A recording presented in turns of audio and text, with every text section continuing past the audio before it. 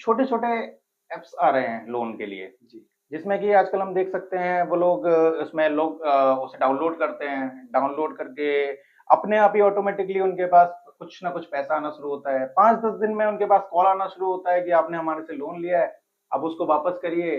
अगर लोग उसको वापस नहीं कर पा रहे हैं, तो उनके पास फ़ोन आ रहे हैं, कुछ ऐसे उनके फ़ोटोज़ को यूज़ करके उनके साथ कुछ ऐसी चीज़ें करी आ रही हैं जिससे लोगों को मेंटली टॉर्चर हो रहा है। तो हम इस चीज़ से कैसे बच सकते हैं? कैसे बचा जा सकता है? क्या बताना चाहेंगे आप दर्शकों को? सबसे पहले तो मैं अपने दर्शकों को 2-3 चीज़ें आपको बताऊँगा इसके माध्यम से, कि कभी भी लोन लेने के लिए किसी भी ऐप का यूज़ ना करें। जी, बहुत सारी मार्केट में ऐप हैं, हम उसका यूज़ कर लेते हैं। उससे क्या होता है कि वो हमारा डाटा जो है वो यूज़ कर लेते हैं। डाटा यूज़ करने के बाद वो हमारे जितने भी प्राइवेट चीज़ें होती हैं उसमें कॉन्टैक्ट्स वगैरह सबका एक्सेस ले लेते हैं। जी, और उससे बचने के लिए हमारे पास यही है कि हम किसी अच्छे फाइनेंशियल इंस्टीट्यूशन से वो लोन को लिया जाए। जी, बिल्कुल। उससे उसको टाइमली पे करें, हुँ, समय पे दें, क्योंकि हर बैंक मैं हुँ, बार-बार एक बात कहता हूँ कि हर बैंक आपको एक टाइम देगा कि आपको इस टाइम तक उसको पे हुँ, करना है। कुछ जो चाइनीज़ हमारी जो ऐप्स होती है, वो 10 दिन के लिए देती हैं, कोई 30 डेज़ के लिए देती है।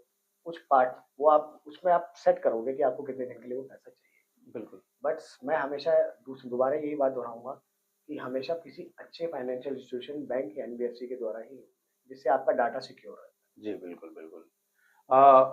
मनीष जी, मैं एक चीज़ और जानना चाहूँगा, जैसे कि आजकल हम देख रहे हैं कोई लोग क्रेडिट कार्ड या पर्सनल लोन में फँस गए हैं, मतलब वो उनसे पैसा ले रहे हैं, लोन ले रहे हैं एक तरीके से, वो क्रेडिट कार्ड से, पर्सनल लोन से लोन ले रहे हैं और उसके बाद वो ईएमआई कुछ ईएमआई वो नहीं चुका पा रहे हैं।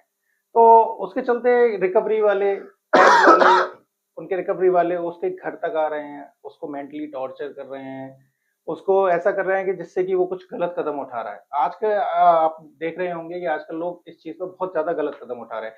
तो इस चीज़ के लिए क्या कुछ ऐसा कोई ऐसा उपाय जिससे लोगों को कुछ राहत मिले? उसके लिए मैं सबसे पहले एक ये चीज़ कहना चाहूँगा कि जब आप कोई भी अमाउंट लें, किसी भी रूप में, चाहे हुँ, क्रेडिट कार्ड के थ्रू या पर्सनल लोन के थ्रू, जी। सब कुछ समय पे दीजिए। हुँ, और समय पे अगर आप नहीं दे पा रहे, किसी कारणवश आपको समय पे वो पेमेंट नहीं की जा रही है, तो आपको बैंक पूछता है बिल्कुल। कि आपका अभी आपका जो ईएमआई है वो बाउंस हो गया है या नहीं आया है, तो उसका रीज़न क्या है? तो बैंक को आप बता सकते हो। बैंक से आप टाइम ले सकते हो, बैंक आपको टाइम देगा। बट अगर उसके बाद भी आप पे नहीं करते हो, तो बैंक के जो रिकवरी जो पार्ट्स होते हैं, वो उसके बाद चला जाता है। अच्छा। वो आपको पूरा टाइम देने के बाद ही ये बैंक, क्योंकि बैंक को भी ये चीज़ें करना चाहिए, अच्छा लगता है कि भाई उनके क्लाइंट हैं। बिल्कुल। बट वो भी शरण है, वो भी बैंक से लिया हुआ है, वो भी उन्होंने भी कहीं से लिया होता है।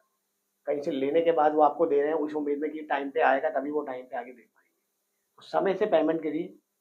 और सबसे बड़ी चीज़ ये है कि अगर आप किसी ऐसी अवस्था में हैं कि आप नौकरी छूट जाती है या आपका बिज़नेस कभी लॉस चला जाता है, तो आप जिस फाइनेंशियल इंस्टीट्यूशन ने आपने लोन लिया है, बिल्कुल। वहाँ जाके एक एप्लीकेशन दीजिए और वहाँ से आप टाइम माँगिए। बैंक आपको टाइम देगा। जी। तो मतलब अगर वो कस्टमर